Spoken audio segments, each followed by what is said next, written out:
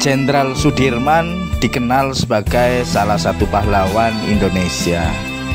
Jasa-jasanya sangat dikenang dalam memperjuangkan kemerdekaan Indonesia.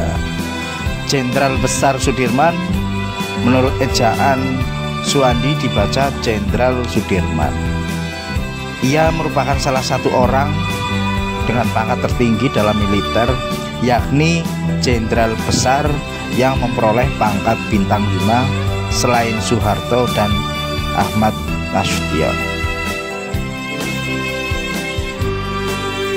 Nama lengkap Raden Sudirman, dikenal Jenderal Besar Sudirman. Lahir Purbalingga, Jawa Tengah, 24 Januari 1916. Wafat Magelang, Jawa Tengah, 29 Januari 1950. Orang tua Karsid Kartawiraji ayahnya, ibunya bernama Siem. Saudara Muhammad Sami'an, istrinya bernama Alivia. Sudirman semasa kecil diasuh oleh pamannya yang bernama Raden Cokro Sunaryo yang merupakan seorang camat. Di usia 7 tahun Sudirman masuk di His Hollands Indonesia School atau sekolah pribumi. Ia kemudian pindah ke sekolah milik Taman Siswa pada tahun ke-7-nya bersekolah. Tahun berikutnya ia pindah ke sekolah Wirotomo disebabkan sekolah milik Taman Siswa dianggap sebagai sekolah liar oleh pemerintahan Belanda. Sudirman diketahui sangat taat dalam beragama. Beliau juga mempelajari keislaman di bawah bimbingan Raden Muhammad Khalil. Teman-teman Sudirman bahkan menjulukinya sebagai Haji. Ia sering berceramah dan rajin dalam belajar. Pada tahun 1934, pamannya Cokro Sunaryo wafat. Hal ini menjadi pukulan berat bagi Sudirman. Ia dan keluarganya jatuh miskin. Meskipun begitu, ia diperbolehkan tetap bersekolah tanpa harus membayar uang sekolah hingga lulus sekolah. Di Wirotomo pula, Sudirman ikut mendirikan organisasi Islam yang bernama Hizbul Wathan milik Muhammadiyah. Beliau juga menjadi pemimpin organisasi tersebut pada cabang Cilacap setelah lulus dari Wirotomo. Jenderal Sudirman merupakan salah satu tokoh besar di antara sedikit orang lainnya yang pernah dilahirkan oleh suatu revolusi. Saat usianya masih 31 tahun, ia sudah menjadi seorang jenderal. Setelah lulus, ia kembali belajar di Kut School, sekolah khusus calon guru milik Muhammadiyah pada zaman Hindia Belanda. Namun, beliau berhenti karena kekurangan biaya. Sudirman lalu kembali ke Cilacap dan mulai mengajar di sekolah dasar Muhammadiyah. Di sini pula ia bertemu dengan Alfiah, temannya sewaktu sekolah yang kemudian mereka menikah. Sudirman tinggal di rumah mertuanya yang bernama Raden Sostro Atmojo, seorang pengusaha batik kaya. Selama mengajar di sekolah, beliau juga aktif dalam perkumpulan organisasi pemuda Muhammadiyah. Setelah Jepang berhasil menduduki Indonesia pada tahun 1942, perubahan kekuasaan oleh peringat Jepang menutup sekolah tempat Sudirman mengajar dan mengalih fungsikan menjadi pos militer. Meskipun begitu, Sudirman melakukan negosiasi dengan militer Jepang. Ia kemudian diizinkan kembali di tahun 1944. Sudirman menjabat perwakilan di Dewan Karisidenan yang dibentuk oleh Jepang. Tak lama kemudian Sudirman diminta untuk bergabung dalam perkara Petang, pembela tanah air oleh Jepang. Masuk di militer. Ketika kependudukan Jepang. Ia masuk tentara pembela tanah air atau yang lebih dikenal dengan PETA. Di Bogor yang begitu tamat pendidikan, beliau langsung menjadi komandan batalion di Kroya, menjadi Panglima Divisi 5 Banyumas. Sesudah TKR terbentuk dan akhirnya terpilih menjadi Panglima Angkatan Perang Republik Indonesia atau yang sekarang disebut Panglima TNI. Jenderal Sudirman adalah pahlawan pembela kemerdekaan yang tidak peduli pada keadaan dirinya sendiri demi mempertahankan Republik Indonesia yang dicintainya. Beliau tercatat sebagai Panglima sekaligus Jenderal pertama dan termuda Republik ini. Setelah bom atom di Hiroshima dan Nagasaki dijatuhkan, kekuatan militer Jepang Indonesia mulai melemah. Lalu Sudirman yang ketika itu ditahan di Bogor mulai memimpin kawan-kawan untuk melakukan pelarian. Sudirman sendiri pergi ke Jakarta dan bertemu dengan Soekarno dan Muhammad Hatta.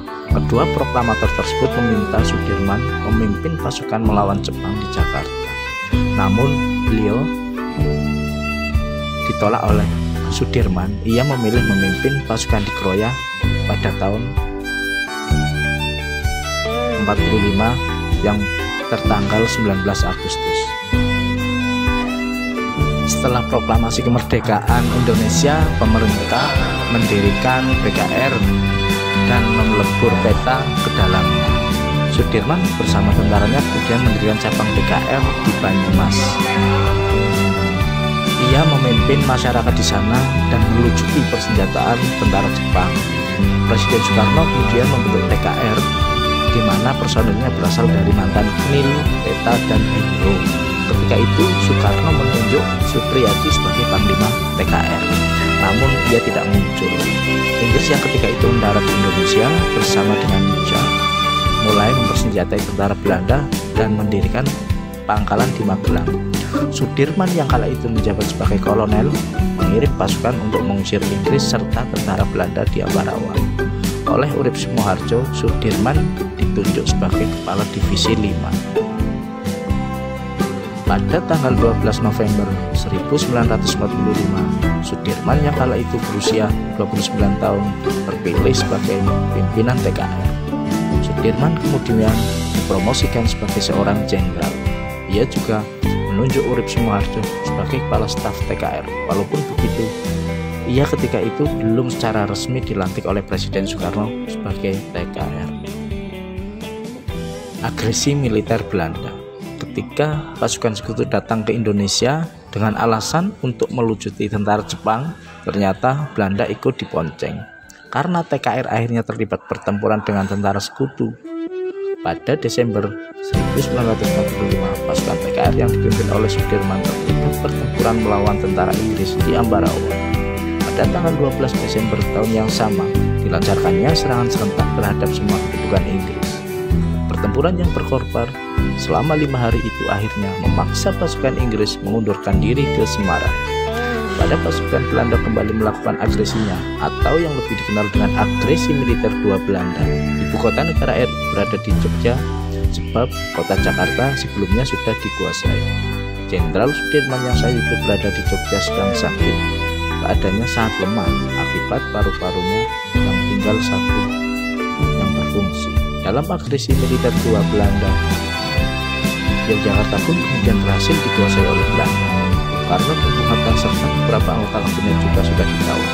Melihat keadaan itu, walaupun Presiden Soekarno sebelumnya telah menganjurkan untuk tetap tinggal dalam kota untuk melakukan perawatan, namun anjuran itu tidak dipenuhi karena dorongan hatinya untuk melakukan perlawanan Belanda serta mengingat akan tanggung jawabnya sebagai pemimpin tentara. Melakukan perang gerilya, maka dengan tadi dia berangkat memimpin pasukan melakukan perang gerilya. Kurang lebih selama 7 bulan ia berpindah-pindah dari hutan yang satu ke hutan yang lain, dari gunung ke gunung dalam keadaan sakit dan lemah. Sementara obat juga hampir tidak ada. Kepada pasukannya ia selalu memberi semangat dan petunjuk seakan dia sendiri tidak merasa penyakitnya. Namun akhirnya ia harus pulang dari medan gerilya. Ia tidak bisa lagi memimpin angkatan perang secara langsung, tapi pemikirannya selalu dibutuhkan. Penyakit TBC yang menggerogoti Jenderal Sudirman kala itu kian parah.